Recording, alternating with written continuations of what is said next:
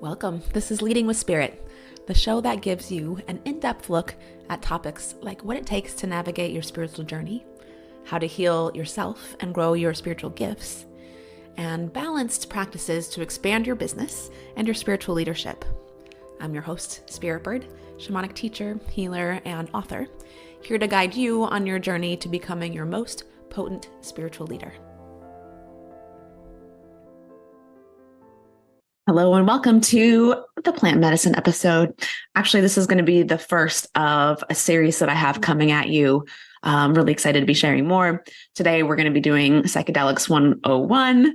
I'll be sharing more. I'll be interviewing a few people in a couple of round tables coming up, and I'll be giving you a few episodes on psychedelics and training and working with them. So excited to share a lot of this body of work with you. Obviously, psychedelics, plant medicine, entheogens have become very popular in recent years, or at least repopularized. And so I just kind of want to talk to you today about what you can expect, look for, questions you should ask if you're feeling called to explore psychedelic therapies of some kind. So welcome. Today we're going to be talking about what they are and how to use them. We're talking about how you know what's right for you and finding a good practitioner or container to hold you through whatever it is that you're seeking. So first of all, we'll just do some basics. Psychedelics obviously are plants. They're from the plant nation. And when we take them or ingest them, they help us access non-ordinary states of consciousness. So some people would call them hallucinations. In the world of healing work, they're often referred to as journeys. And so when you're using psychedelics, or my preference is to call them entheogens, when you're using entheogens, they will alter the chemistry in your body so that you can access states of consciousness that you wouldn't on your own. And then in this process, what they do is they act as teachers. So the plants are actually a intelligence. They're a group of beings that can teach us things, help heal trauma, help us heal physical ailments, release addictions. They can help us expand and grow, all kinds of really beautiful benefits when they're used correctly. Of course, most of us know psychedelics from partying, from maybe using them when we were in college. And so you might have some experience with them recreationally. You might have had what people call a bad trip. So working with psychedelics in a way where the scene and setting and the people you were around were not really ideal for the plants to work through you and give you teachings. So the goal here is to give you some of the basics so that you can understand what is needed for that to happen. The other thing that people use psychedelics for, of course, is to help them access states of emotion that they can't normally access on their own. This is one of the reasons, actually, they're very, very healing is in our day and age, often we are kind of in the go, go, go mode, or we might be in the monotony of day in and day out. And as human beings, one of the things that makes humans specifically special or different than other animals is our ability to feel emotions. So when we're in this state of constant movement, or when we're in the state of monotony, oftentimes we can skip over the emotions that we really need to feel in order to heal, in order to grow and learn and evolve. So I just want to start with, I guess, what they are and how to use them. So there are lots of different ways that you can engage with entheogens. And depending on where you live and what state you're in, there might be different options. Psychedelic therapy has become popular. It's growing, becoming decriminalized in some places. So this is where you would work with, a psychologist or a therapist who would walk you through having this journey, having this psychedelic experience. And they might ask you questions or give you guidance along the way. Traditionally, psychedelics ceremonies are held by shamans, so people of the local area that have worked with the local entheogenic plants and know them very well. So they have trained specifically with the plants and trained in specific ways so they understand how to work with them and how to create a space that is best for the plants and you to commingle for a really nice result. When you're working with psychedelics, you are going to be in non-ordinary states of reality, and there's so many different entheogens that you can use. Some of them are used more for, like social gatherings and connections and being open and vulnerable, and maybe aren't quite as hallucinogenic as others. Others we would call like the big teacher plants, like ayahuasca. And these plants will often put you through a kind of what we call a big experience, where you will often face some of your fears or worries and work through them. The idea coming out the other side with a new understanding and a better sense of freedom. So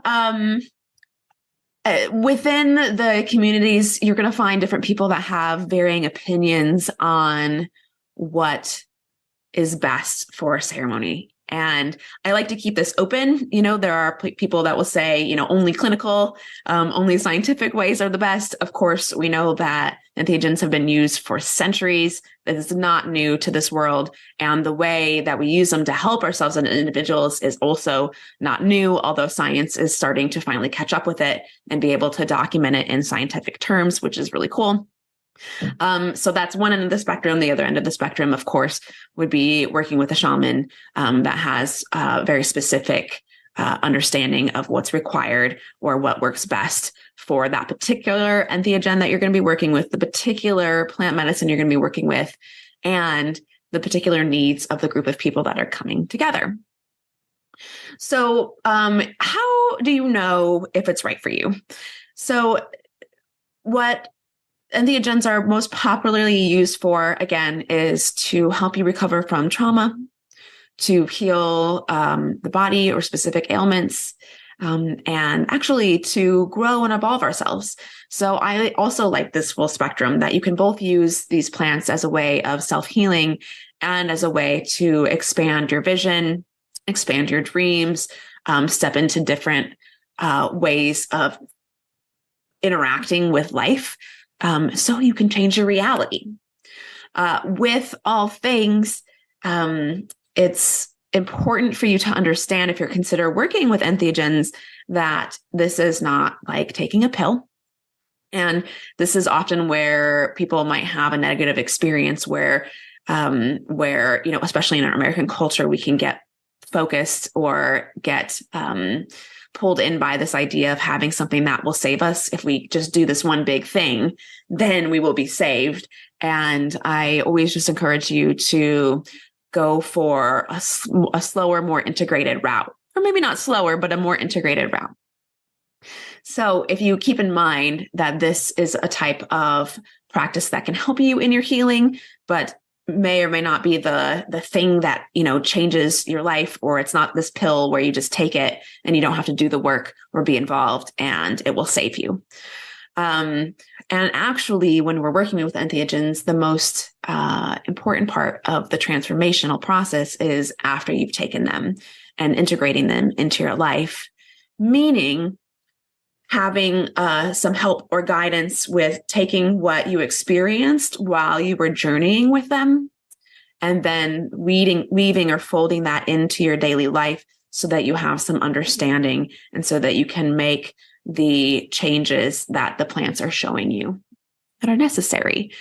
Sometimes when we go to have a plant medicine experience, you might go away. It can be a very big experience, and then you come back to your regular life, and that can be kind of disorienting or really hard for people to readjust to after they've had sort of this big experience. So for this reason, you might be wondering whether you should go overseas or stay in your own country. And actually, both are fine. But I do find that a lot of people believe that going, overseas or out of the country is better because it's more authentic. And I just kind of want to challenge that a little bit, not to put it down by any means, because there are you can have really, really beautiful experiences working with it in this way. And also, there's something to be said for staying kind of within your own culture and having not having a language barrier and having the comfort and the safety of a familiar culture, so that you can go in deep and really work through your stuff and not have as many mind things or as many worries. Not to mention, again, going out of the country to do this work, you can have a really beautiful experience, but just keeping in mind that just because it's out of the country doesn't exactly mean that it's authentic.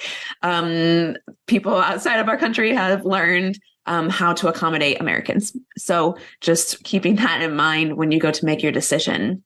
And I always recommend being able to meet with, or get a sense of the shaman or the practitioner before you go into ceremony, or, having somebody that that's worked with them already, so you can get a sense of if it's the right fit.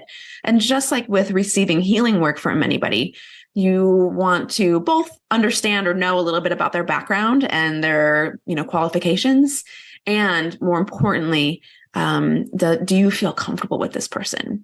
If you're feeling a sense of like hierarchy, or they're like above, or if you're feeling a sense of like they have some power that you don't, I encourage you to continue to look around, keeping in mind that might not be them. That might be you putting your power, giving your power over to them. But if it feels like there's this like top down sense, I encourage you to look for a practitioner that you feel like you could just have lunch with. And oftentimes that is going to create a really nice setup for you to have the best experience possible. So again, how do you know if it's right for you? Usually what will happen is you'll feel a calling. So you might start to get curious.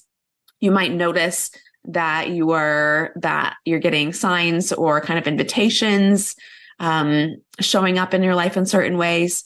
I generally would consider it a curiosity. For example, for me, I'd worked with mushrooms when I was younger. I had both partied with them and then learned about that. And also learned how to take them for my own healing process. And then they started teaching me how to use them. And from there, I ended up using them once in kind of a party scenario. I knew it was not the right choice. I heard the no, I took them anyway. And essentially I had what you would call the bad trip, right? So this happens when you aren't in a setting that feels safe to you. And so it can trigger that bad experience and actually can take you out of the healing properties of the medicine, potentially even re-traumatizing you. And again, I wasn't in the right setting or place for this to happen. So my journey with it is I put them down for a very long time. And then I had worked with some other plant medicines. And then, one day I was just like, oh, you know what? I have talked to a lot of people who've worked with ayahuasca. And I hadn't ever been really called to do it, but I could just tell it was time. I could feel that calling in my body. I could tell that it was calling me, and it was a good choice for me in my life, even though I didn't know much about it at the time. I also knew what was clear for me is that I wanted to work with it within the United States. And so from there, I put out the intention for that. And it wasn't long after that I received my first invitation to work with somebody in the US, and it was beautiful. So that's often how it feels. It's like you kind of have a curiosity. And again, the way that plant medicines often work is they will sort of come find you. So it's this like collaborative experience where you, like anything with life, and very similarly to shamanic work, we do a combination of putting our intention out to life and then allowing life to meet us and give us what we're asking for. And so what you might find is once you put that intention out, you'll receive an invitation, or you'll meet somebody who facilitates, or you meet somebody who just went to a ceremony. So I really encourage you to follow those lines. There's certainly nothing wrong than like searching the internet for something and signing up. And what I find is that when we follow that flow and those invitations from life, it generally results in a better experience, a more healing experience, a more magical experience. And then lastly, working with a practitioner, again, I encourage you to learn about the person who is facilitating this. And from here, just tuning into yourself on what is comfortable for you. So I encourage you to ask questions. If they are a good practitioner, they should have no problem answering these. Asking about the setting for you. Would you prefer to be inside or outside or both? What's important to you? What feels comfortable to you? Would you prefer to be in a group or do solo work? Would you prefer to be maybe around just people that fit within your gender or within your race? These are all things that are entirely fair. It's really reasonable to have these desires. And again, this can help, especially if it's your first experience working with them. This can really help you have a good experience. Having that sense of safety will help you drop in with the medicine so that you can actually receive the teachings and receive the healings that it wants to give you. And so I would take some time and just check on these questions for yourself.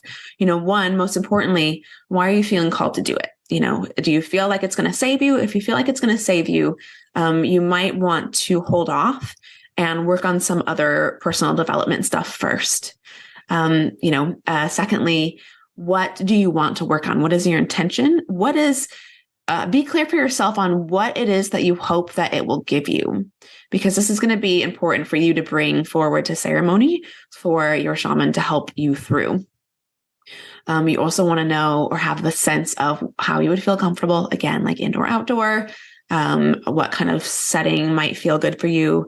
It's totally reasonable to have these questions and bring them forward and find out, again, searching for the right fit. This is such an important part of the process. And then finally, last but not least, the plant teachers can really help expand our consciousness and awareness and help us interact with life in a different way. And what the process of journeying is something you can do without the plants as well. And this is one of the foundational pieces with shamanic practice and shamanic life, is using the practice of shamanic journey in your life. And similarly, the practice is basically to get yourself into a slightly altered state of consciousness, not where you're out of control, but you're accessing the theta wave state where you tend to be more intuitive and doing this process that we call journey. I've talked about it before. I like to say, like, the difference between meditation and journey is where meditation has you kind of try to hold your awareness and let things pass through your awareness without attaching to them. Journey will actually sort of guide you through thought patterns, through memories, through different realms, and show you things to help you embody a bigger understanding, a deeper wisdom, or help you heal. So if you are considering working with plant medicine, I encourage you to start with a shamanic journey practice first, a drum journey without the use of plants, and start to get used to how to do that. Because once you learn how to do that, you're going to have a much better experience when you actually are working with the plants. You'll have had a sense of how they interact with you, how you interact with them, how you can ask them questions and guidance, and they can take you where you want to go.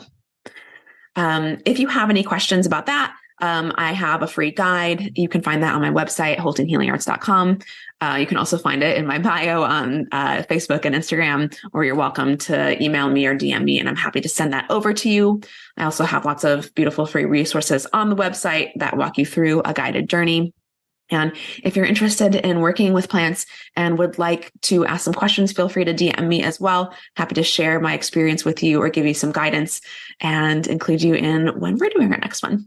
Thanks so much for joining me today. I'll see you next time.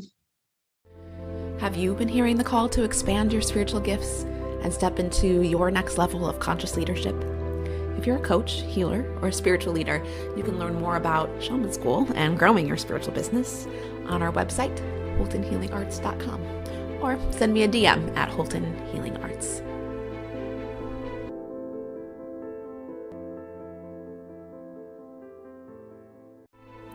Welcome to today's Member Query episode, where we explore questions about spiritual paths, intuitive gifts, growing a spiritual business, and shamanism. Do you have a question for us? Send us a DM at Holton Healing Arts. This question is from one of our members of the Leading with Spirit Facebook group. And the question is, where's the best place to begin on my healing journey. I'm just starting to realize that there is a lot of stuff that is time for me to look at, and I'm ready to make some changes in my life, and I'm feeling overwhelmed and not sure where to start. And of course, remembering you can always seek out guidance or a mentor. But where I really encourage most people to begin is focusing on what it is that you want in your life. If you can actually remove all of the influences of the people around you, the people in your life, if you could pretend for a minute that none of that mattered, that you just got to do exactly what you wanted to do without having to worry about how you would get there or whether it's possible or what people would think, what would that be? What would that feel like? What sort of qualities or things come forward for you? Because in order to heal, we really need to begin to get in touch with ourselves.